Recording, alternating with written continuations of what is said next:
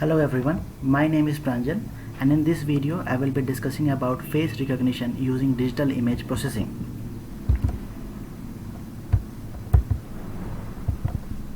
Now coming to the first slide, why do we need this technology?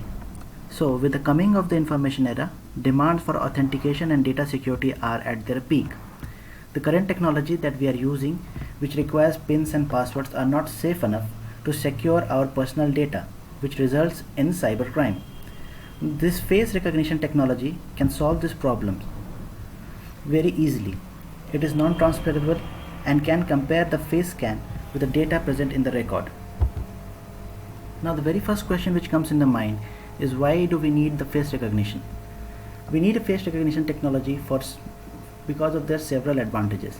First of all, they don't require any physical interaction. Physical interaction in the sense that, like in biometric or in fingerprint, we need to physically interact with the system. This is not so in this case of face recognition. Secondly, it's very accurate and has a very high verification as well as enrollment rate, as many of us are using face recognition in our phones, so we are familiar with this technology. It does not require any expert to interpret the results. It does not require any high-tech devices and can operate on the existing system. It is the only technology which allows one to perform passive identification in any environment. Moving on, the objective of this video are as follows. The very first being to study the face recognition technique using digital image processing. Second, to implement this concept of face recognition technology and observe the result in MATLAB.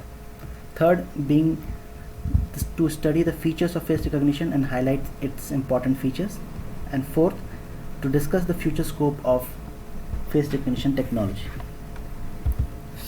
Now, there are two ways in which face recognition technology is used.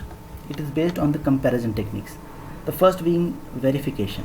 In verification, we compare one's individual face with the data which is present in the database and conclude whether the person is authentic or not. For example, if you go to your office and you have a face recognition technology, you just need to show the face and that system will recognize your face with the data present in the database, and if your face matches the data in the database, you will be allowed to access. The second comparison is the identification. Here the individual face is compared with all the data which are present in the database and not a very particular data, and a rank is given to the matches. This type of comparison is basically used in counterterrorism or by spies and other government agencies who work underground. So for instance, if suppose we have Osama bin Laden and you have to identify his face, so this comparison is used there, that is identification. You will take his face and you will identify the face with every data which is present in a database and compare that whether it was Osama bin Laden or not. Now, the implementation of face recognition technology is done in three stages. The first is data acquisition state. Second is input processing. Third being face image classification and decision making. So we will look at all these implementation techniques one by one. The first being the data acquisition. As the name suggests, data acquisition relates to acquiring the data from different inputs. The inputs can be in the form of image or a video. It can be also be a 3D image, but we need two cameras there, and it will be really helpful if it's a 3D image, so that we can use the morphological processes also to take many aspects of this face. Second being the input processing. Here the image which is acquired in the previous step is processed and compared with the data which is present in the database. Many softwares can be employed for this process. At present, in this video I will be explaining about doing this process using MATLAB. Now coming on to the third stage, that is face recognition, classification and decision making. In this process, the processed data which is compared to the database is analyzed and the result is drawn. If the image is is matched with the face, then it is well and good. If not, then you'll have to do something else. The identification can also be done by assigning a value to the comparison. What I mean to say here is that you don't know whether that person is actually Osama bin Laden or not if we take that case. So we take a value, say a threshold value. So if the detection is less than that value, if the certain face doesn't match to that face given in the database till a certain value, then you can't tell that he was or he is Osama bin Laden. But if it exceeds that threshold value, then we are pretty much sure that was Osama bin Laden. So this is what it is explained in this line. Next, how is this system gonna work in MATLAB? So as I explained, the first will be the data collection module. Here we will be collecting the data from the webcam through the webcam add-on. Second will be the training module.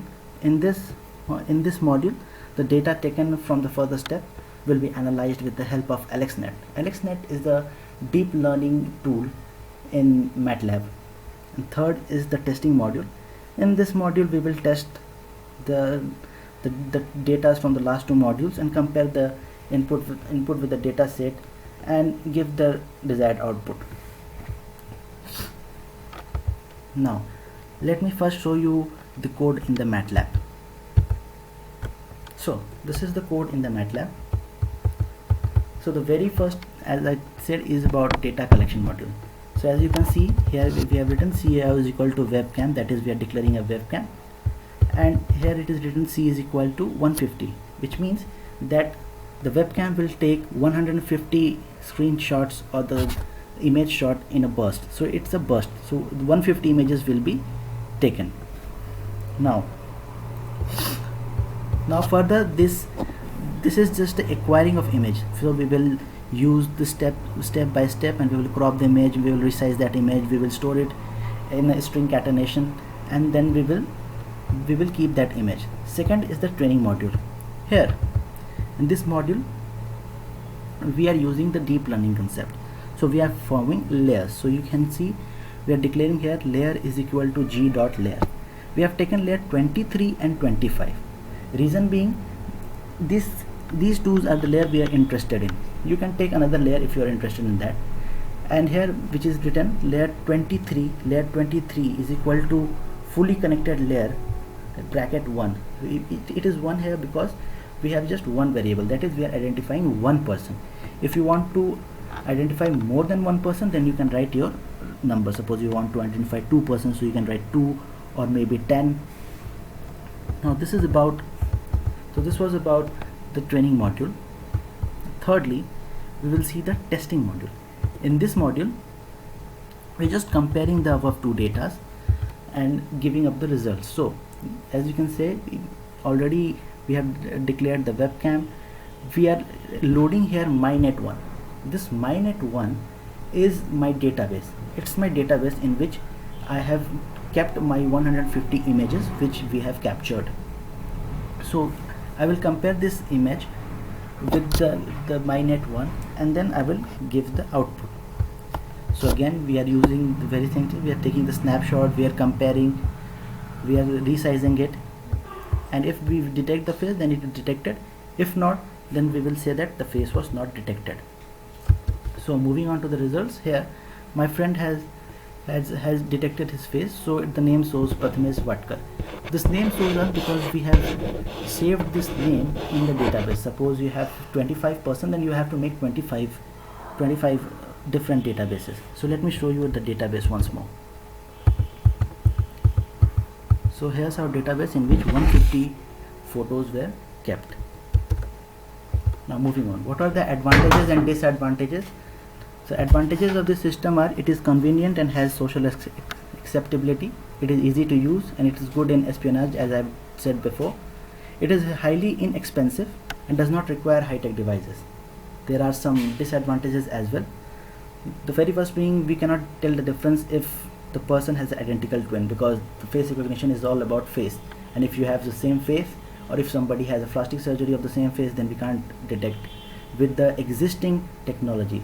For example, if you have very high-tech technology then in that case you may find the difference, because you can see the layers of the skin, or you can even see the minute details. But with this, our webcam and this, we cannot tell the difference. Second, it is not too accurate and can recognize a person as someone else if the equipment for the data acquisition are not good. Again, this is the case of limitations of our system. If you have a higher system, then both these disadvantages can be reduced. Now coming to the applications. So all the things that we had discussed, where does this face recognition system finds application? First of all, it finds application in law enforcement, where it minimizes the victim's trauma, as he or she doesn't have to identify the culprit or the accused. It is done by the photos which are captured by CCTV cameras or other, and it can be matched using face detection. Second, it is used in security and counterterrorism by using the concept of identification that we have seen before. Thirdly, it can be used in immigration, voter identification, residential security, banking sectors. In all this, we are just comparing the data with the existing database.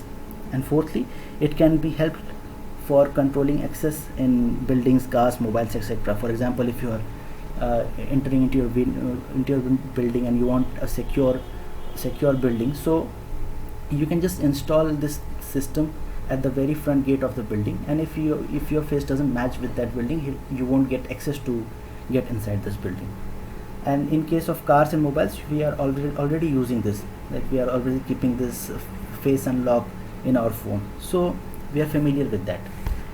So that was all about this video.